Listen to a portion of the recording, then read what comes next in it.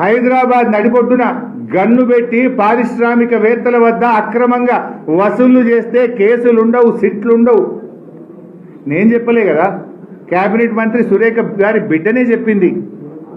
రేవంత్ రెడ్డికి అత్యంత సన్నిహితుడు రోహిన్ రెడ్డి పారిశ్రామికవేత్తకు ఘనత మీద తుపాకీ పెట్టి డబ్బులు వసూలు చేసిండు అని నేను చెప్పినా?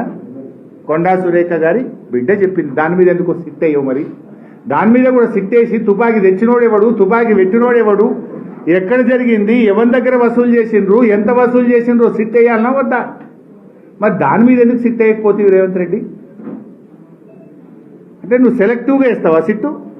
ప్రతిపక్షాల మీదనో ప్రశ్నించే గొంతుల మీద మాత్రమే సిట్టేస్తావా? హైదరాబాద్ బ్రాండ్ ఇమేజ్ దెబ్బతీసి రాష్ట్ర పరువు తీసే విధంగా నీ ఇంటి ముంగటనే గెస్ట్ హౌస్లో, ముఖ్యమంత్రి ఇంటి ముందు గెస్ట్ హౌస్లో గన్ పాయింట్లు పెట్టి పారిశ్రామికవేత్త దగ్గర పైసలు వసూలు చేస్తే సిట్ అయ్యవు. నీ ఇంటికి కూతవేటు దూరంలో హైదరాబాద్ నడుబొడ్డున నీ మంత్రి గారి కంపెనీ భూ కబ్జా చేస్తే దాని మీద సిట్ అయ్యవు. నీ ఏఐసిసి కాంగ్రెస్ నాయకుడు పట్టబగలు దాడి చేసి దెబ్బలు కొట్టి గుండాగిరి చేసి డబ్బులు వసూలు చేస్తుంటే దాని మీద సిట్టు వెయ్యవు. ఎవరి మీద సిట్టు?